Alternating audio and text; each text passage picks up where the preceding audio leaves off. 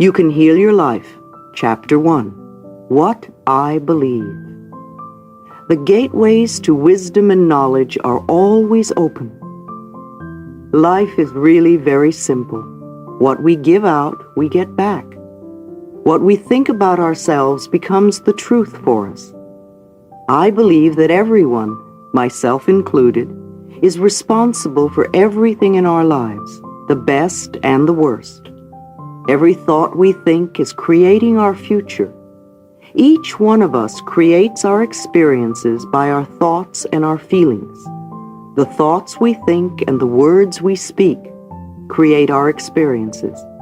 We create the situations, and then we give our power away by blaming the other person for our frustration.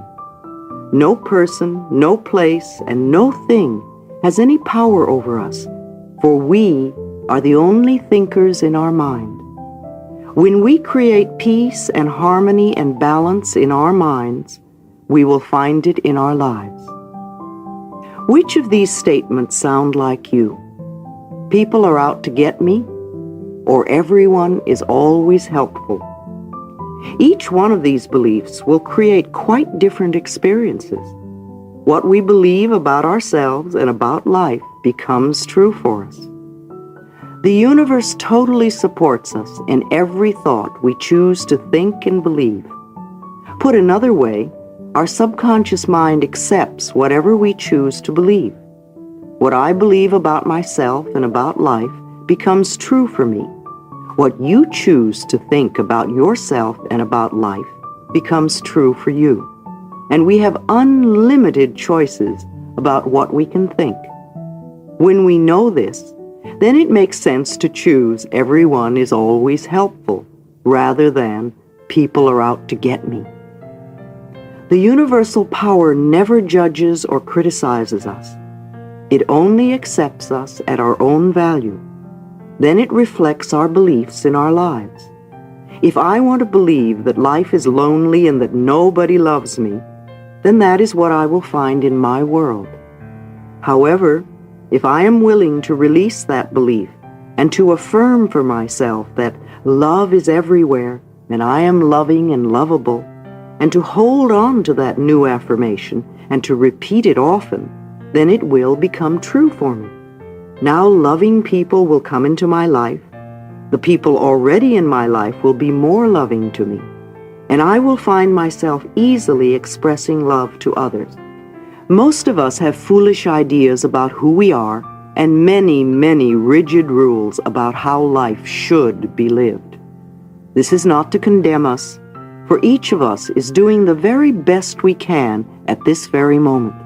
If we knew better, if we had more understanding and awareness, then we would do it differently. Please don't put yourself down for being where you are. The very fact that you have found this tape and have discovered me means that you are ready to make a new and positive change in your life. Acknowledge this for yourself. Men don't cry. Women can't handle money. What limiting ideas to live with. When we are very little, we learn how to feel about ourselves and about life by the reactions of the adults around us. It is the way we learn what to think about ourselves and about our world. Now, if you lived with people who were very unhappy or frightened or guilty or angry, then you learned a lot of negative things about yourself and about your world. I never do anything right. It's all my fault. If I get angry, I'm a bad person. Beliefs like this create a frustrating life. When we grow up, we have a tendency to recreate the emotional environment of our early home life. This is not good or bad, right or wrong. It is just what we know inside as home. We also tend to recreate in our personal relationships the relationships we had with our mothers or with our fathers, or that they had between them. How often have you had a lover or a boss who was just like your mother or father? We also treat ourselves the way our parents treated us. We scold and punish ourselves in the same way. You can almost hear the words when you listen. We also love and encourage ourselves in the same way, if we were loved and encouraged as children. You never do anything right. It's all your fault. How often have you said this to yourself? You are wonderful. I love you. How often do you tell yourself this? However, I would not blame our parents. We are all victims of victims, and they could not possibly have taught us anything they did not know. If your mother did not know how to love herself, or your father did not know how to love himself, then it would be impossible for them to teach you to love yourself. They were doing the best they could with what they had been taught as children. If you want to understand your parents more, get them to talk about their own childhood. And if you listen with compassion, you will learn where their fears and rigid patterns came from. Those people who did all that stuff to you were just as frightened and scared as you are. I believe we choose our parents. Each one of us decides to incarnate upon this planet at particular points in time and space. We have chosen to come here to learn a particular lesson that will advance us upon our spiritual, evolutionary pathway. We choose our sex, our color, our country, and then we look around for the particular set of parents who will mirror the pattern we are bringing in to work on in this lifetime. Then when we grow up, we usually point our fingers accusingly at our parents and whimper, "You did it to me." But really, we chose them because they were perfect for what we wanted to work on overcoming. We learn our belief systems as very little children, and then we move through life creating experiences to match our beliefs.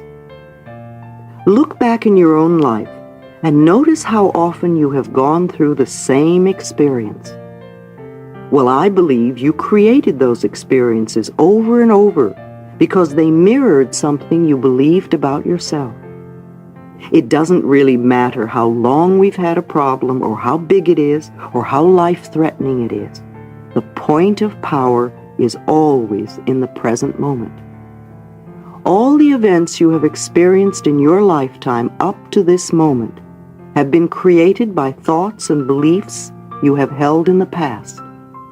They were created by the thoughts and words you used yesterday, last week, last month, last year, 10, 20, 30, 40 or more years ago, depending on how old you are. However, that is your past. It is over and done with. What is important in this moment is what you are choosing to think and believe and say right now. These thoughts and words will create your future. Your point of power is in this present moment, forming the experiences of tomorrow, next week, next month, next year, etc. You might notice what thoughts you are thinking at this moment. Is it negative or positive? Do you want this thought to be creating your future? Just notice and be aware. The only thing we're ever dealing with is a thought, and a thought can be changed. No matter what the problem is, our experiences are just outer effects of inner thoughts. Even self-hatred is only hating a thought you have about yourself. You have a thought that says, "I'm a bad person," and this thought produces a feeling, and you buy into the feeling. However, if you don't have the thought, you won't have the feeling. And thoughts can be changed. Change the thought and the feeling must go.